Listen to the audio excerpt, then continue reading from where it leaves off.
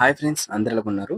ఇవాళ వీడియోలో వచ్చేసరికి మనం ఏపీ ఈపీ సెట్ సంబంధించి 2025లోని మనకి కౌన్సెలింగ్ స్టార్ట్ అయ్యేలోపు మనకి స్టూడెంట్స్ ఎవరైతే ఉంటారో స్టూడెంట్స్ చేయకూడని కొన్ని మిస్టేక్స్ తెలుసుకోబోతున్నామండి. చాలా మంది స్టూడెంట్స్ ఏంటి అనుకున్నట్లయితే కౌన్సెలింగ్ స్టార్ట్ అయ్యేలోపు మిస్టేక్స్ మొత్తం చేసి కౌన్సెలింగ్‌లోని చాలా ఇబ్బంది అయితే ఫేస్ చేస్తారనమాట. దీనివల్ల వాళ్ళకి రాబోయే మంచి కాలేజ్‌లో మంచి సీట్ కూడా కోల్పోతారనమాట. సో, అట్లాంటి మిస్టేక్స్ మీరు చేయకూడదు అనుకున్నట్లయితే నేను చెప్పే ప్రతీది కూడా ఇది మీరు అవాయిడ్ చేయాలి. అవాయిడ్ చేసి నేను చెప్పే ప్రతీది కూడా మీరు స్టెప్ బై స్టెప్ ప్రతి మిస్టేక్ కూడా చేయకుండా మంచి గైడ్‌లైన్స్ ఫాలో అయినట్టయితే ప్రాసెస్‌లోని మీకు క్లారిటీ అయితే అర్థమైతే అవుతుందండి. సో, ఇక్కడ మీరు అవాయిడ్ చేయాల్సిందంటే కౌన్సెలింగ్ నోటిఫికేషన్ వచ్చి కౌన్సెలింగ్‌లో మీరు పార్టిసిపేట్ చేసి కంప్లీట్ చేసుకున్నంత వరకు కూడా మీరు అవాయిడ్ చేయాల్సిన 8 మిస్టేక్స్ చెప్తానన్నమాట. దాంతో పాటే కౌన్సెలింగ్ ప్రాసెస్ కూడా ఎట్లా ఉండబోతుంది ఓకేనా. వన్స్ కౌన్సెలింగ్ స్టార్ట్ అయినప్పటి నుంచి కూడా కౌన్సెలింగ్ అనేది ఫస్ట్ స్టేజ్ నుంచి కూడా లాస్ట్ స్టేజ్ వరకు ఎట్లా ఉంటుందని చెప్పేసి క్లారిటీగా ఇన్ఫర్మేషన్ అయితే ప్రొవైడ్ చేస్తానన్నమాట. వీడియో అయితే లెంతీగా అయితే ఉండబోతుంది. మరి ఖచ్చితంగా అందరూ కూడా సబ్స్క్రైబ్ అయితే చేసుకోండి. ఇంకా సబ్స్క్రైబ్ చేసుకోలేదు వీడియోనైతే మాత్రం అట్లాగే లైక్ చేయండి ఓకేనా. సో, లైక్ చేస్తేనే మాకు మరిన్ని మోటివేషన్ అయితే వచ్చి ఇలాంటి వీడియోస్ అనేవి మేము తీసుకొస్తామన్నమాట.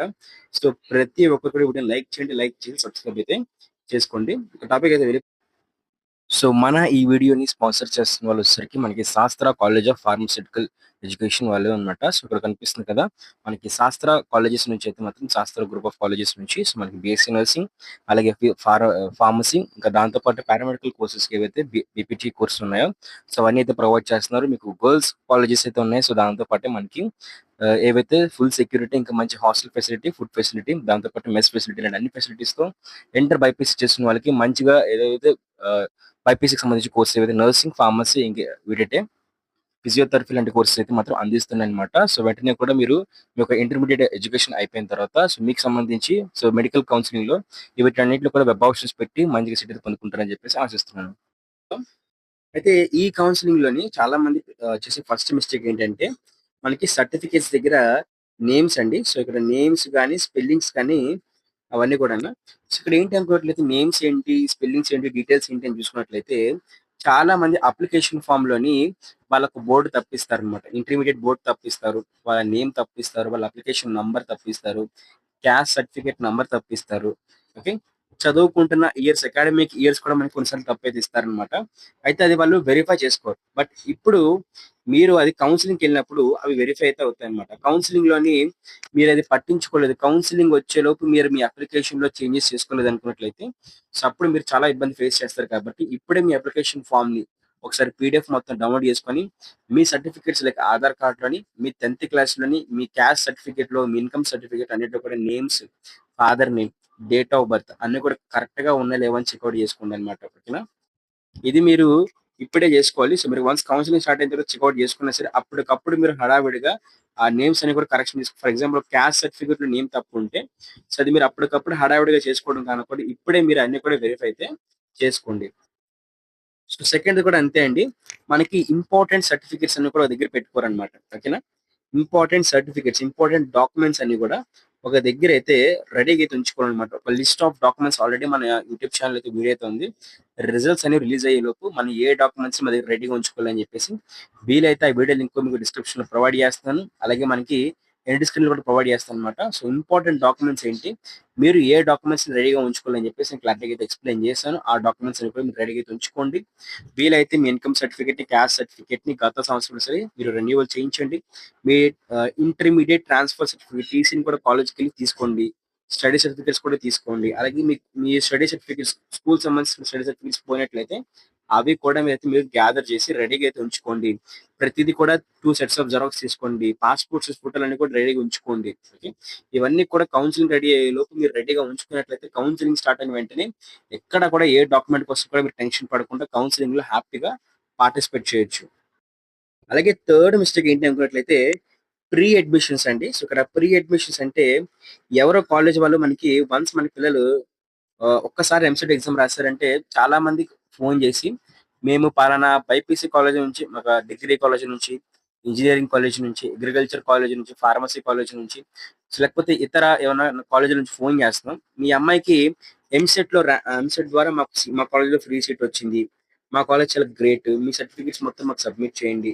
మీ డీటెయిల్స్ మొత్తం మాకు షేర్ చేయండి. మంచి కాలేజ్ సీట్ వస్తుందని జెప్పేసి ఏవో కథలు జెప్తారనమాట.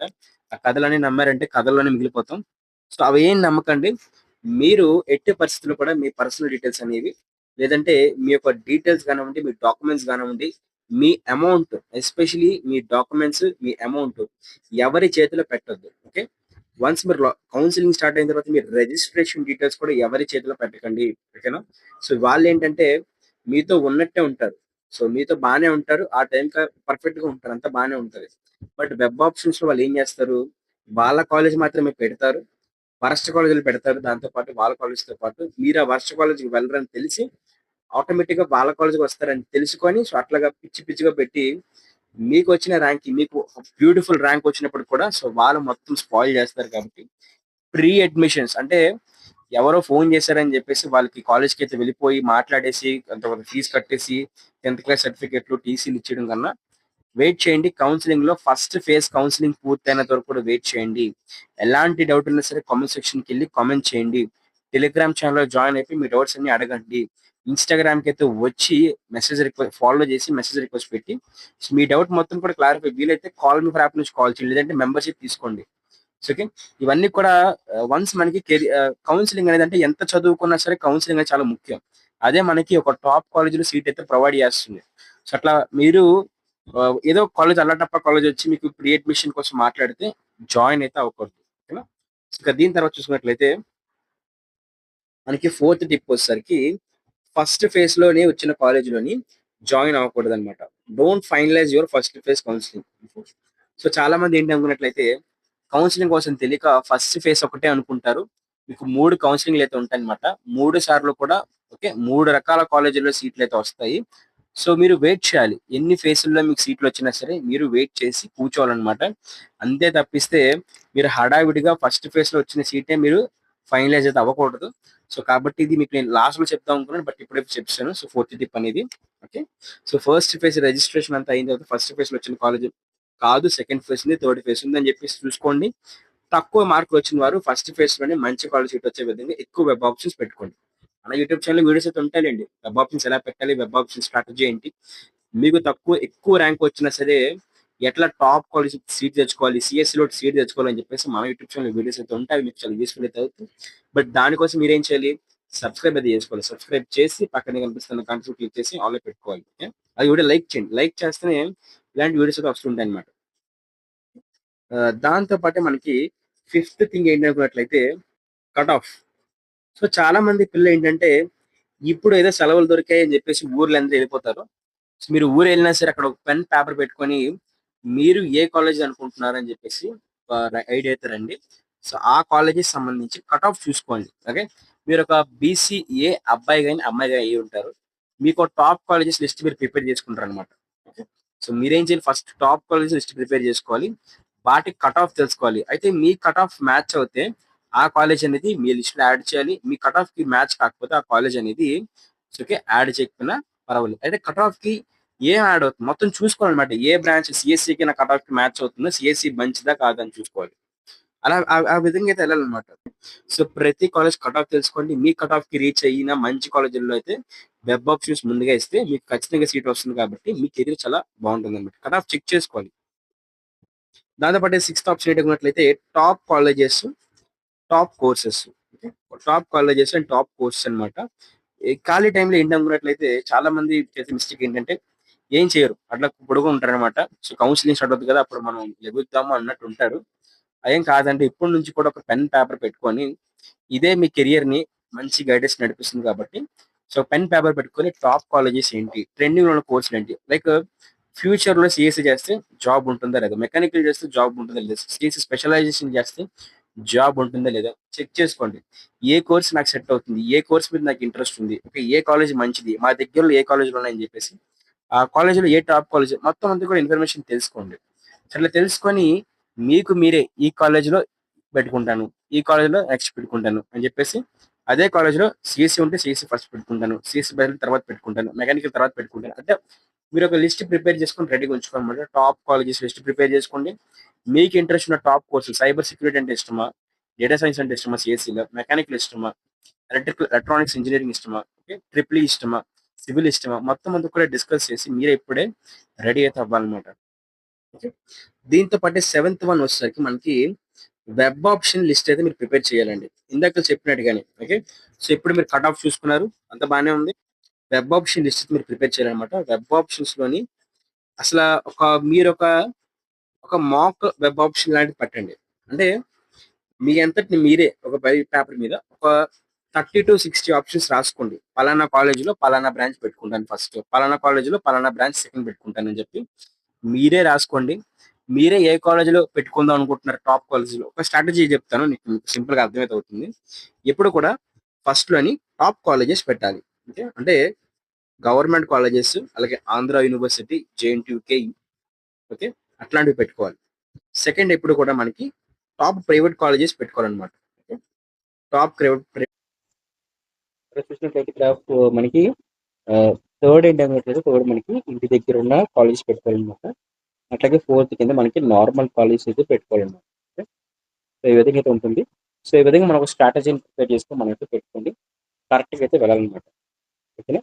సో, ఈ విధంగా అయితే వెళ్ళాలండి. దాంతో పాటే ఎయిత్ ఏంటన్నట్లయితే కోడ్ అండి.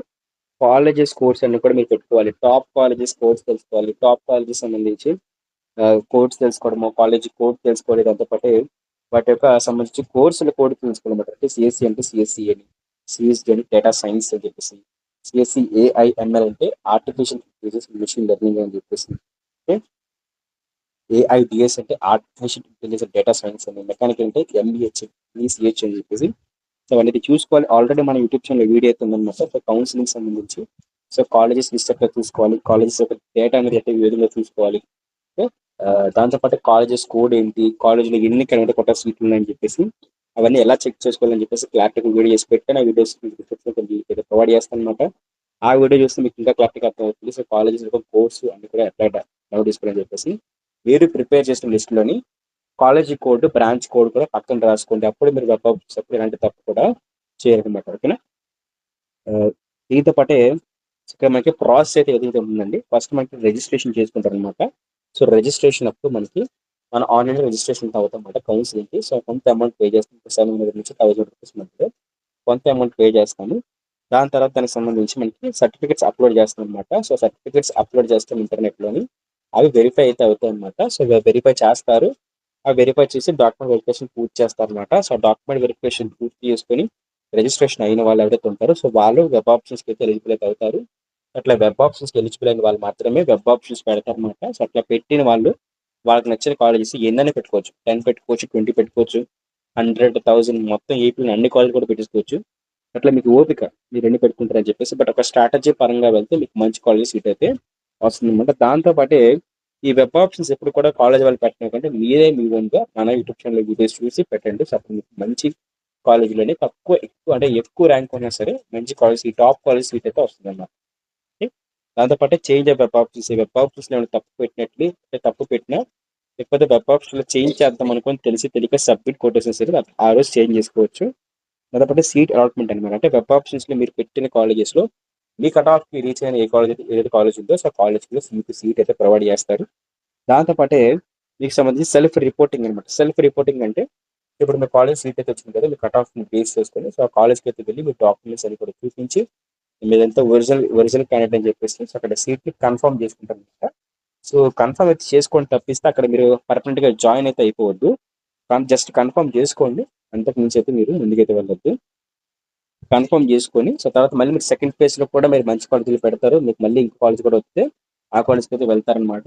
అట్లాగే థర్డ్ ఫేజ్ కూడా అట్లాగే మనకి ఈ 3 ఫేజ్లు అంటే ఫస్ట్ ఫేజ్ రిజిస్ట్రేషన్ నుంచి కూడా థర్డ్ ఫేజ్ యొక్క జాయినింగ్ వరకు కూడా సో మొత్తం ఎవ్రీ చిన్న పెద్ద అప్డేట్ అన్ని కూడా మన యూట్యూబ్లో డిస్కస్ చేస్తాము.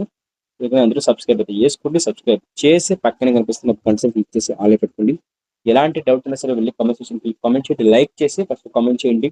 ఎందుకంటే లైక్ చేసి మీకు డౌట్ అంటే ఇన్స్టాగ్రామ్కి అయితే వచ్చి మెసేజ్ రిక్వెస్ట్ పెట్టి మీరు నేను ఫాలో అయ్యి అక్కడ మీ డౌట్స్ మొత్తం క్లారిఫై చేసుకోవచ్చు. ఇంకా వద్దనుకున్నట్లయితే నాతో మాట్లాడాలి, నాతో డిస్కస్ చేయాలనుకున్నట్లయితే మెంబర్షిప్లో జాయిన్ అవ్వండి. లేదంటే కాల్ మీ ఫర్ యాప్ నుంచి కూడా నాకు కాల్ చేసి మీ డౌట్స్ మొత్తం కూడా క్లారిఫై చేసుకోవచ్చు. అందరూ కూడా ఇంకా టెలిగ్రామ్ ఛానల్ జాయిన్ అవ్వలేదా? ఏపీసెట్ సంబంధించి స్పెషల్ గ్రూప్ అయితే ఉందండి. సో కౌన్సిలింగ్ సంబంధించి ప్రతి ఇన్ఫర్మేషన్ కూడా గ్రూప్లో షేర్ చేస్తాం కాబట్టి వెంటనే వెళ్ళి టెలిగ్రామ్ ఛానల్ వాట్సాప్ ఛానల్ కూడా వెళ్ళి జాయిన్ అయితే అయిపోయింది.